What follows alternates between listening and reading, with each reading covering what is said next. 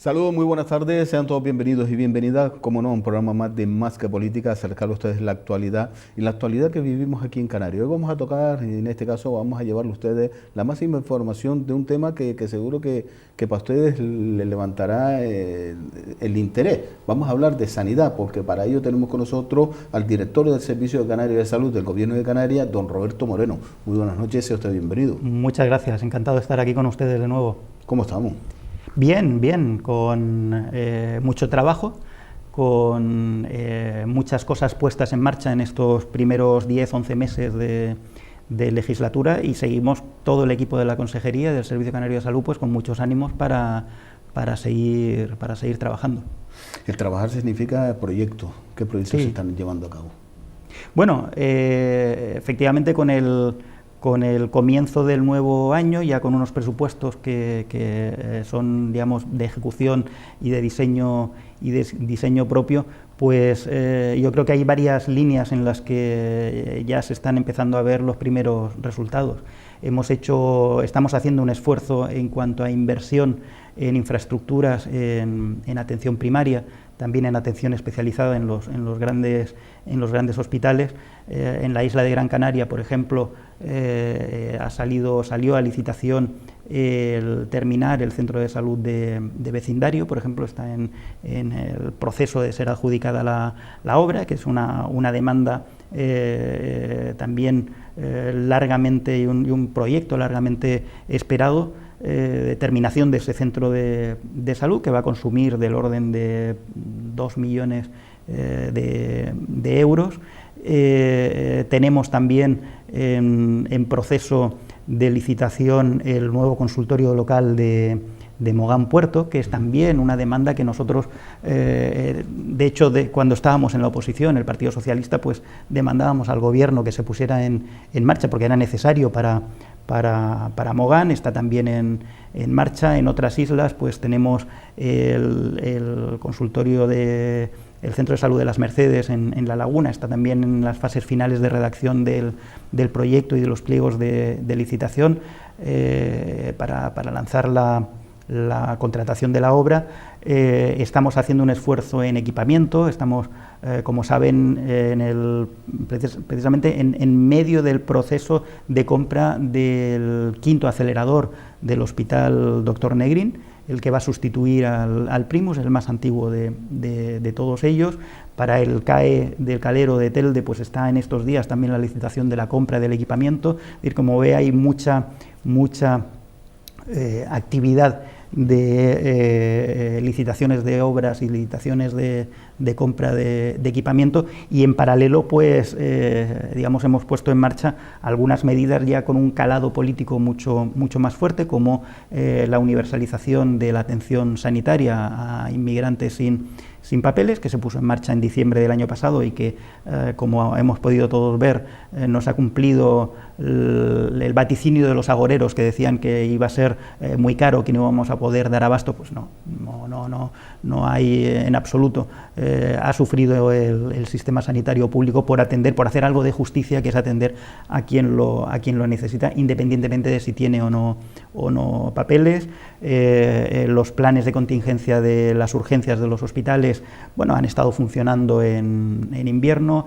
Hemos hecho una campaña, yo creo que notable, sobresaliente, en vacunación de la gripe el pasado invierno, la última campaña de la gripe, con un 13% más de vacunados en todo el archipiélago. Yo creo que ya hay concienciación entre los grupos de población a los que va dirigido especialmente estas campañas, de lo importante que es vacunarse y de la cantidad de problemas que ahorra ese pequeño pinchazo que a uno le dan en el centro de salud mientras está abierta la campaña de vacunación. Es decir, son muchas iniciativas, podría estar hablando horas y horas y aburrirle, y yo creo que se van dando pasos en un área, en sanidad, que, como usted dice, nos interesa a todos. Es compleja, es muy complicada, y que por mucho que se haga siempre será poco, porque siempre hay que ir avanzando en sanidad. ¿Usted cree que hablar de sanidad aburre al televidente? No, digo porque no hago más que hablar y hablar y hablar. Pero ¿no cree que la sociedad necesita información o demanda esa información? Sin duda. Yo creo que la debemos dar. También es verdad que hoy en día hay muchos canales de información que hace relativamente pocos años no se tenían. No solo la televisión y los periódicos, también está todo el mundo de Internet, ¿no? Pero desde luego cuanta más información se nos demande a los gestores públicos y más información podamos dar, mucho mejor. Porque usted acaba de hablar de la cobertura sanitaria de los inmigrantes y esa información a veces se utiliza políticamente y se utiliza políticamente moviendo a la sociedad en contra o con esa mala información en contra de quien gobierna o quien está llevando la gestión, de que el gasto es enorme, por eso tú no tienes un buen servicio, porque van a cubrir algo y al canario no. La demagogia que siempre se utiliza. Absolutamente. Fíjese que esta medida de recortar este tipo de prestaciones sanitarias a personas que viven con nosotros, que viven entre nosotros, se presentó en el año 2012 como una medida de ahorro.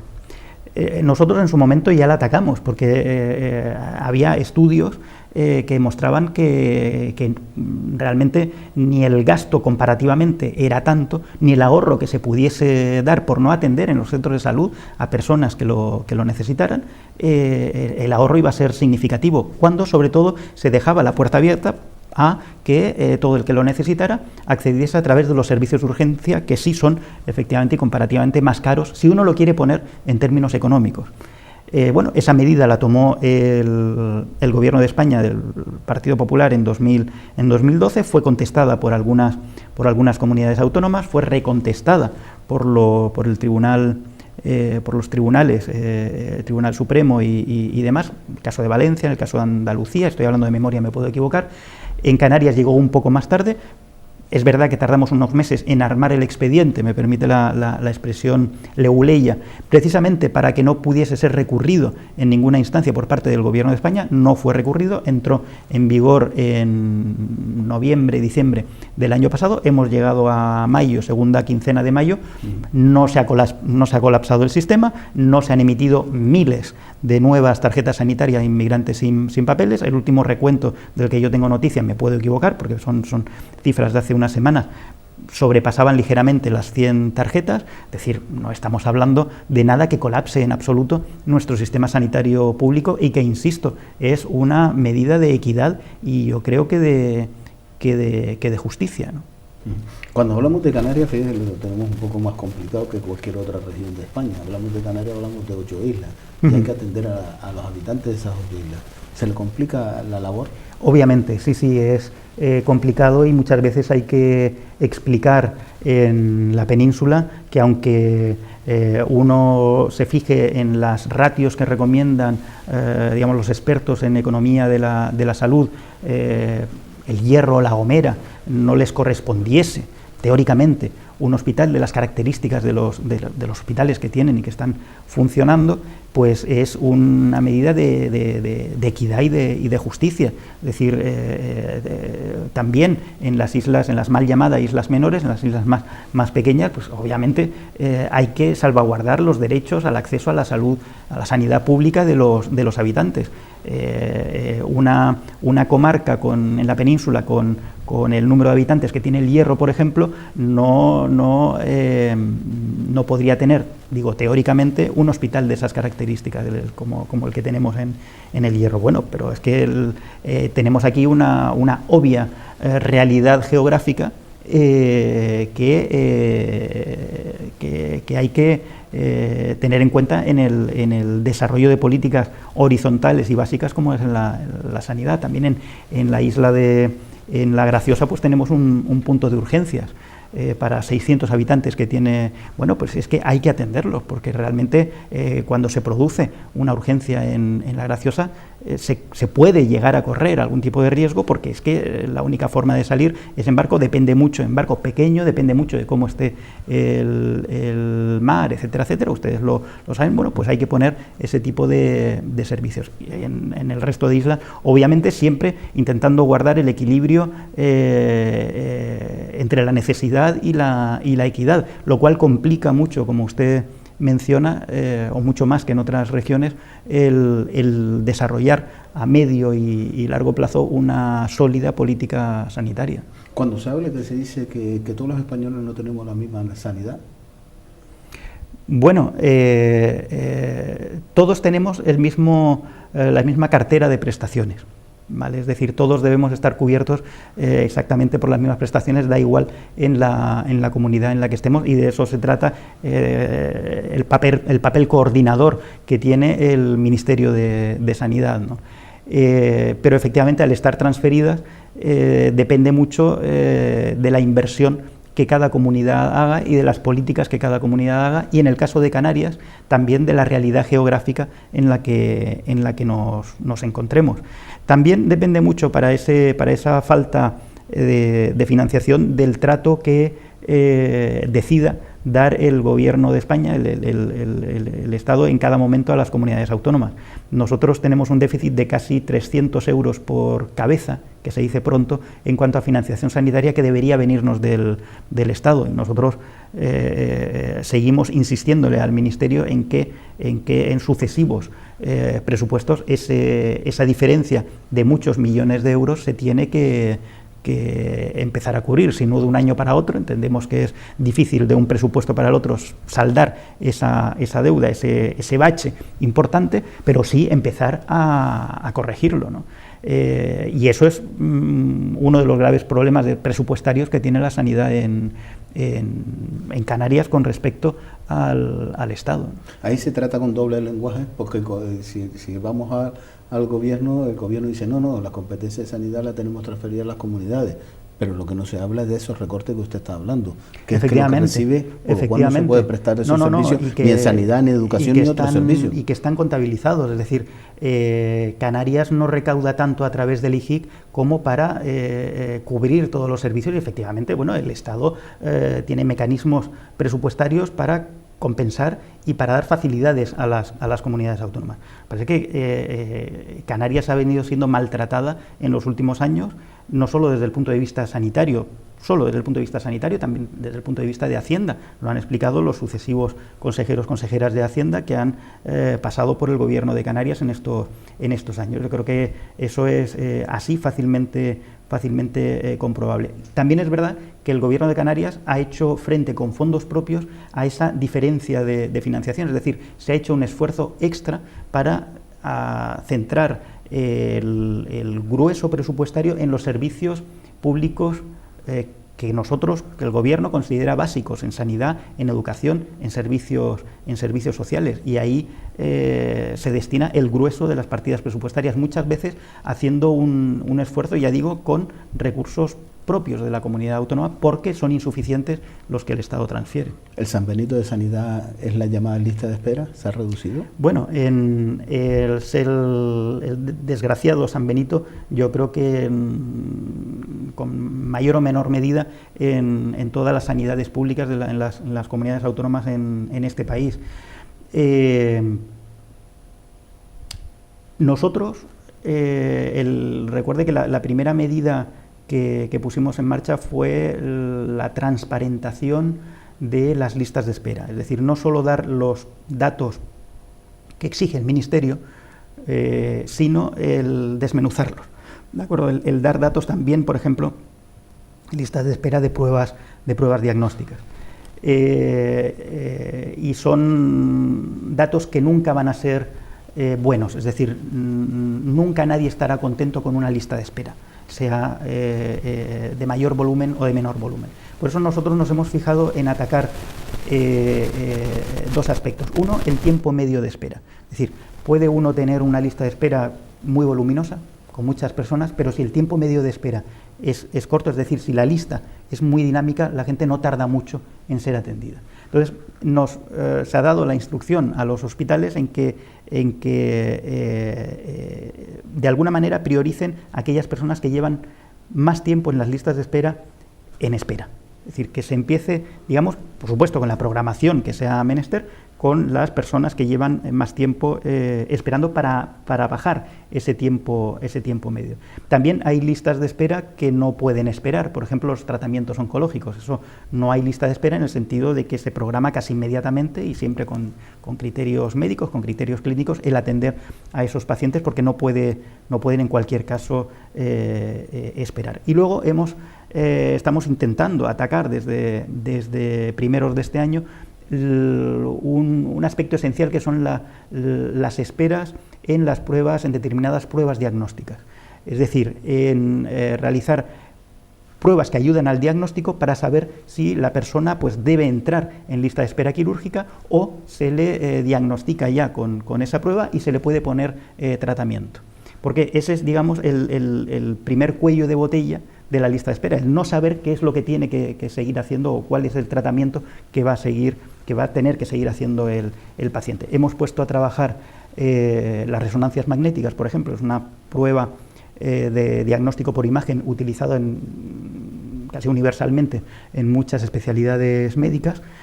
Desde principios de año, los fines de semana en los 4 hospitales grandes, los 2 de Tenerife, los 2 de Gran Canaria, está dando un muy buen resultado.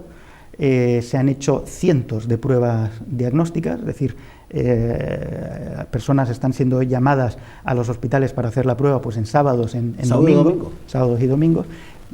Gracioso, yo siempre cuento la anécdota de un conocido mío que me mandó un mensaje porque lo habían llamado para hacer una resonancia magnética el Viernes Santo.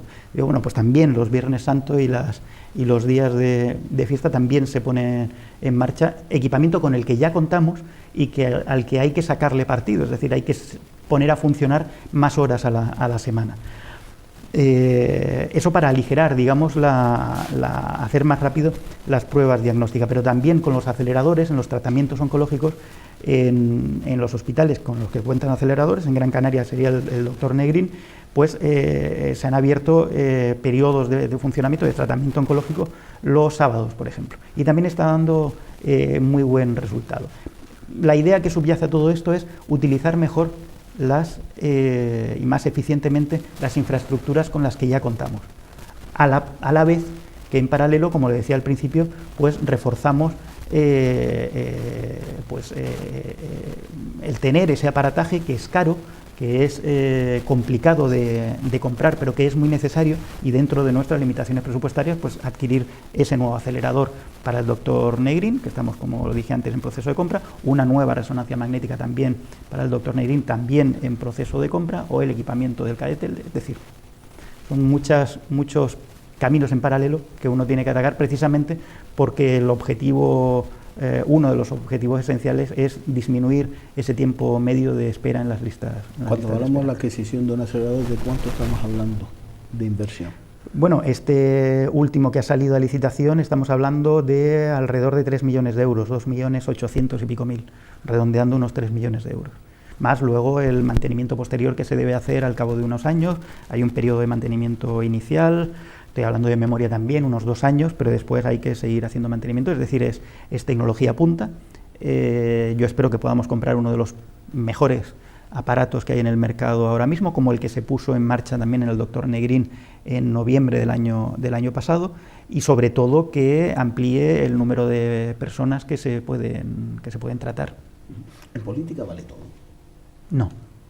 Yo creo que en la vida en general no vale todo. ¿A qué altura ha llegado cuando en política se utiliza, y seguro que usted lo ha oído alguna que otra vez, cuando se habla que los tratamientos de personas enfermas de cáncer, pues que en Tenerife tienen más dotación, que el gobierno ha invertido más en Tenerife, que Canarias tiene 4 aceleradores, que Tenerife tiene 7, eso se puede utilizar políticamente? La situación de una persona que quiera, directo o indirectamente, todos tenemos un familiar, un amigo o alguien con esa enfermedad, y la preocupación de ese enfermo es: ¿a mí por qué no me pueden tratar? ¿Tengo que ir a vivir a Tenerife? Cuando se llega a utilizar esos términos políticamente. Yo sinceramente no comparto que ese tipo de discusiones se usen en la discusión política. Pero sí le digo que una de las cosas...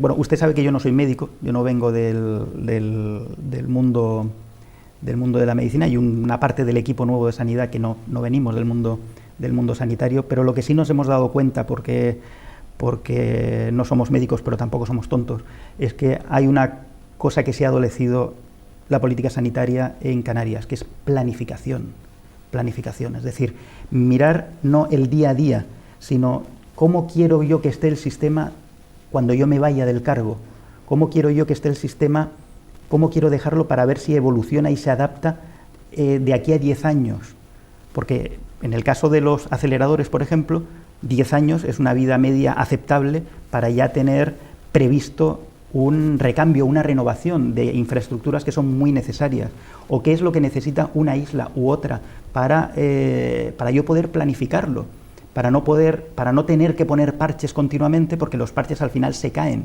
Entonces, estamos haciendo un esfuerzo tremendo en planificación. Hay un plan de urgencias, hay un nuevo plan de salud, va a haber un plan de cuidados paliativos, estamos trabajando en las bases de un plan de infraestructuras y equipamientos para tener, pues como dice la propia palabra, planificado cómo debe ser la política sanitaria para que no ocurra eso que usted está diciendo en el futuro, que llegue un momento en que, debido a la falta de planificación, en un territorio se concentren recursos que faltan en otro territorio. Eso es lo que ha faltado y es lo que nosotros estamos intentando dejar, y sabemos que eso es una labor que muchas veces, que en muchos casos nosotros, el actual equipo de la consejería, no va a ver los resultados.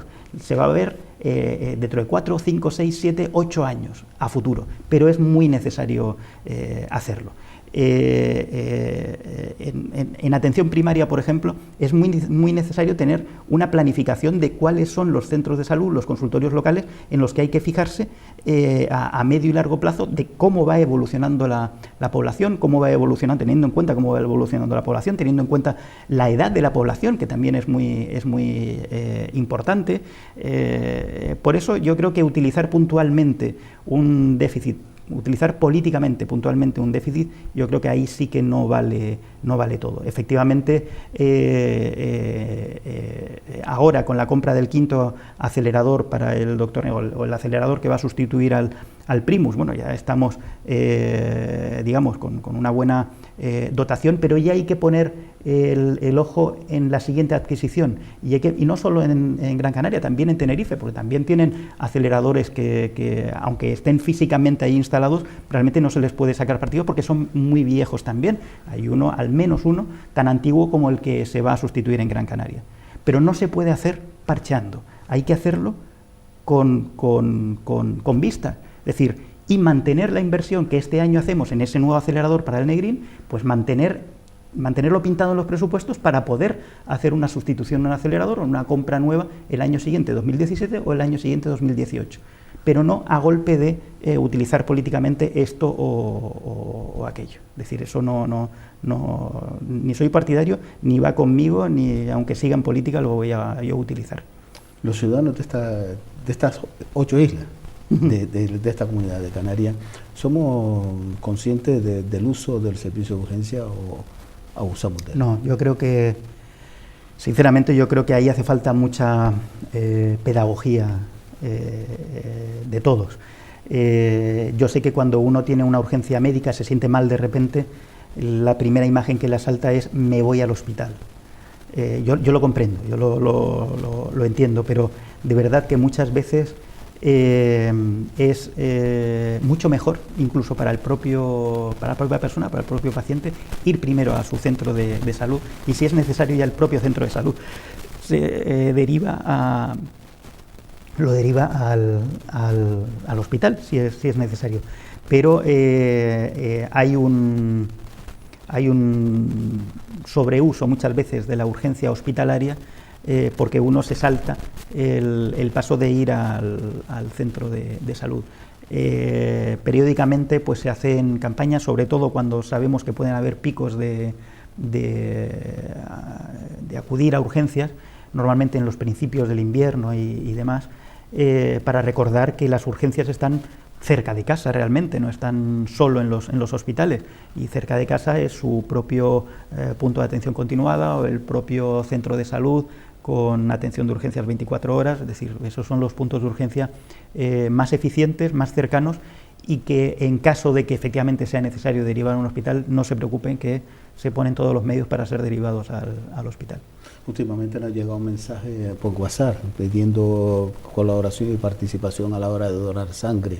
¿Somos solidarios los canarios a la hora de esa donación? Somos bastante solidarios, pero efectivamente sangre siempre hace falta. No hemos tenido ningún momento de carencia, digamos, crítica, ¿no? Pero el Instituto Canario de Hemodonación continúa con sus campañas. Es verdad que tenemos donantes, hombres y mujeres muy fieles. Yo quiero lanzar un agradecimiento a todos ellos, igual que tenemos también una gran solidaridad en cuanto a donar órganos para trasplantes, en toda España en general, pero también los aquí en Canarias, ¿no? Siempre es bueno donar sangre.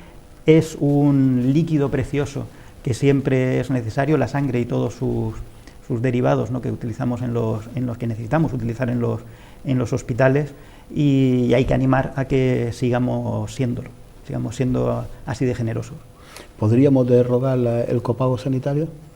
Es algo en lo que está empeñado el Partido Socialista. Depende de quién gobierne en el gobierno de España. Y bueno, estamos en un periodo preelectoral. Yo espero que la confianza de los ciudadanos se deposite en mi partido, ¿no? Porque somos lo que yo creo que hemos demostrado fehacientemente, que luchamos por la buena calidad de los servicios públicos. Desde luego el copago está en uno de los primeros puestos de temas a derogar cuando lleguemos a la Moncloa. Nos vamos a las segundas elecciones. Que nadie quería, pero que aquellos que decían que no querían no trabajaron para que hubiese un gobierno en España. Yo creo que Pedro Sánchez fue muy valiente, hizo un ejercicio de responsabilidad al proponer su candidatura, aun a sabiendas de que no iba a salir adelante, pero eso nos dio a todos los españoles la foto del objetivo que tenían los otros partidos. Es decir, con Ciudadanos se llegó a un preacuerdo de gobierno. El Partido Popular estaba, yo creo que desde el 20 de diciembre por la noche. O sea, no es al día siguiente Rajoy saldría diciendo que iba a hacer todo lo posible por gobernar y que nosotros debíamos abstenernos y demás, pero no ha hecho nada no hizo nada. Ahí están las hemerotecas, es decir, no me lo invento, ahí está la historia reciente, ¿no? Y luego el otro partido más a la izquierda, que bueno, su objetivo no es gobernar con el PSOE, es simplemente hacerle todo el daño, con inquina además, al Partido Socialista. Resultado de todo este proceso es que vamos a unas nuevas elecciones en junio, que yo creo que es el peor de los escenarios que podíamos tener, y bueno, y todos los ciudadanos responsablemente iremos a depositar nuestro voto, ¿no? ¿Va a haber abstención o va a haber más número de votantes? Es difícil de saber, porque las encuestas en España tienen la maldición de que no es que ya acierten, es que muchas veces ni dan la pista de por dónde puede salir el resultado final, ¿no? Yo personalmente sí creo que la gente va a ir a votar. Yo por lo que puedo ver en mi alrededor, incluso en personas que no están tan politizadas como yo, o sea, que no tienen un carnet de un partido como tengo yo del PSOE, y que incluso siendo de progresistas van a cambiar su voto hacia el PSOE. Eso también me lo han hecho llegar, ¿no? Por tanto, yo creo que confío en que no aumente la abstención. También entiendo el hartazgo de la ciudadanía. Yo estaría harto, es decir, es que se ha dado un espectáculo muy poco edificante y que habla muy mal de unos grupos políticos, dos en concreto, que están más preocupados de los sillones particulares que de una gobernabilidad progresista de este país. Yo ya luego, desde el punto de vista más personal, la reflexión que hago es, fíjese qué curioso, que en Canarias estamos acostumbrados a pactar por nuestra pésima ley electoral, y que yo creo que por una vez el resto de España podría fijarse en cómo los canarios somos capaces de pactar para sacar adelante gobiernos que nunca van a tener mayoría absoluta de respaldo en el Parlamento, ¿no? Es una reflexión personal, no es de partido ni nada. Pero son pactos que se han dado que nadie los ha esperado. Son pactos que nadie se espera y que al final van funcionando.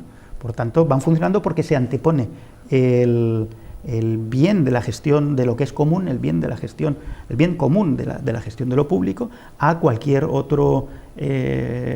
otra consideración más de tipo yo quiero controlar Televisión Española o el CSID o tú puedes ser mi vicepresidente si yo llego a presidente. Bueno, eso la gente obviamente no lo entiende. La gente quiere que el país funcione y que los servicios públicos se fortalezcan y funcionen cada vez mejor. ¿Se han sentido ciudadanos defraudados? Por esas posturas. Yo creo que sí. Yo creo que lo único bueno que ha tenido todo lo que hemos vivido en los últimos meses es que todos los partidos se han fotografiado y ha quedado claro quién es capaz de sentarse a discutir horas y horas y está abierto a discutir con todos y quién hace amagos y cuando ve que existe el peligro de llegar a un acuerdo se retira, se echa para atrás o sale con una tontería tipo yo quiero controlar el CSIC. O sea, es que es absurdo, es un comportamiento políticamente muy difícil de entender y que obviamente decepciona al votante de esos partidos. Ese es el mensaje para no pactar cuando se pone esa... en estas elecciones se ha hablado de líneas rojas. Bueno, de aquí no se pasa y no es negociable. O me lo das o me voy. Yo creo que esa es la falta de cultura de pacto que tenemos en España. La falta de cultura, me refiero a nivel estatal, a nivel federal, seguir a nivel de país. Porque en Canarias sí tenemos esa cultura de pacto, esa cultura de llegar a acuerdos, que nunca es fácil, por supuesto que no es fácil, pactos que hay que vigilar y que hay que cumplir y que se tiene que tener como objetivo primordial el bien de la ciudadanía, el bien de todos nosotros, insisto, de los servicios públicos. Cuando hay consideraciones más personalistas es muy difícil alcanzar esos pactos y entonces cuando salen de pronto un montón de líneas rojas que antes no existían y que dificultan cualquier tipo de entendimiento. Un pacto es siempre, una negociación es siempre una cesión y una concesión. Y a eso hay dos grandes partidos que no han querido jugar en absoluto, el Partido Popular y Podemos, básicamente. ¿Cuál es el día a día del director del Servicio Canario de Salud? Es una buena pregunta. Es una buena pregunta.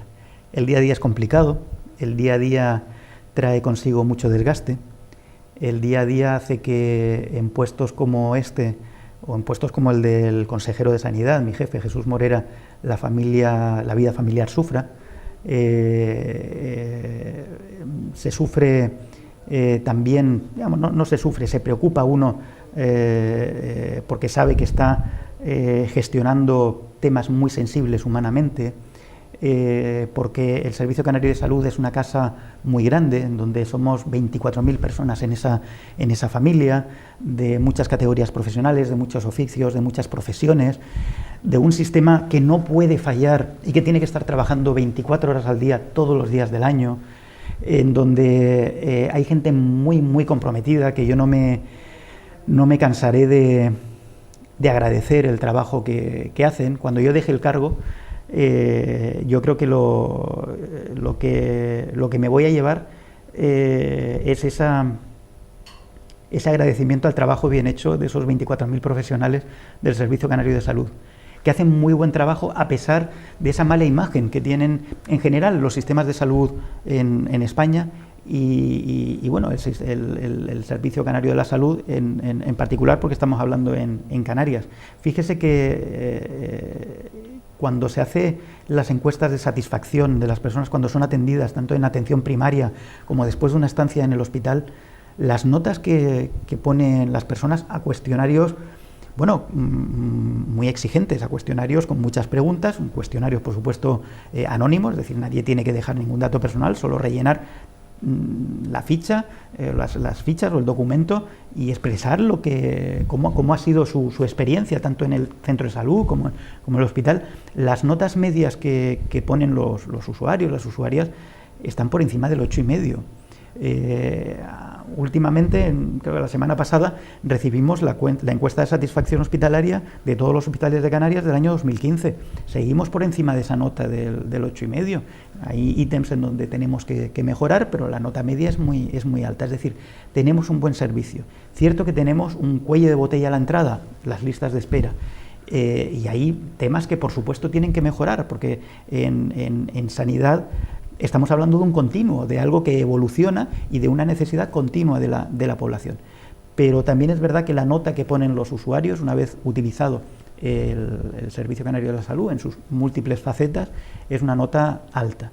Por tanto, sabiendo que tenemos que mejorar, con este equipo en la consejería, con el que venga después y que hay que hacer un esfuerzo, yo creo que lo que me voy a llevar de recuerdo es lo que he visto en los centros de salud, lo que he visto en los hospitales, esos profesionales comprometidos que muchas veces en los momentos más negros de la crisis y de los recortes, los años 2011, 2012, seguían haciendo un trabajo fantástico. Y a pesar de que el Servicio Canario de la Salud ahora tiene del orden de 300, 400 millones de euros menos que en el año 2009, no se han recortado prestaciones. Y se sigue atendiendo a la gente con la mejor de las voluntades y, por supuesto, con la mejor de las calidades que podemos ofrecer. ¿Ha estado usted en turismo? Sí. ¿Ha estado en tecnología? Sí. ¿Y ahora sanidad? Bueno, yo digo en broma que mi partido me manda, ahí donde ve un marrón, me manda mi partido a solucionarlo. Bueno, es una forma de hablar. Es apasionante, pero es complicado, es complejo. Y a eso me refiero. Bueno, efectivamente, yo fui consejero de turismo del Cabildo, también he sido director general de telecomunicaciones y ahora viceconsejero de sanidad, director del Servicio Canario de Salud. Yo le agradezco infinito la confianza que Patricia Hernández ha tenido y sigue teniendo en mí para el puesto, y por supuesto a Jesús Morera, el consejero del ramo, faltaría más, ¿no? Son áreas duras, complicadas, en donde yo estoy encantado de arrimar el hombro mientras sea factible. El día que este director del Servicio Canario de la Salud genere más problemas de los que soluciona, pues me iré o me cesarán sin problema ninguno. ¿Y usted cree que genera alguna vez en su trayectoria generado problemas? Yo confío en que no, mis jefes no me lo han hecho, problemática como en sanidad. No me lo han hecho saber, ¿no? Pero desde luego todas mis virtudes y ninguno de mis defectos lo pongo al servicio, en este caso del Servicio Canario de la Salud y de la sanidad pública, vamos, sin duda ninguna. Y ya le digo que no habrá ningún problema cuando, o porque ya no pueda más, o porque uno llegue al nivel de incompetencia, como dice el principio de Peter, pues dejaré el cargo y la tarea en manos de otra persona. Pero mientras tanto se está trabajando 24 horas al día, sin pausa y con mucho ahínco. 24 horas al día, pero no solo un despacho, sino de islas en islas. De isla en isla, no, es que... es algo que desconocemos, ¿no? Claro, es que somos la organización de cualquier ámbito mayor que hay en el archipiélago. El Servicio Canario de la Salud consume el 42% del presupuesto de la región.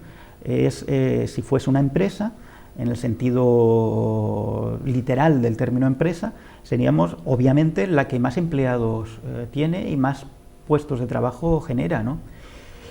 Y la que tiene en sus manos algo esencial como es el bienestar, la salud de todos los canarios y canarias, ¿no? de todos nosotros. Por tanto, no somos cualquier organismo, no somos cualquier empresa, yo creo que somos uno de los mayores articuladores sociales del archipiélago.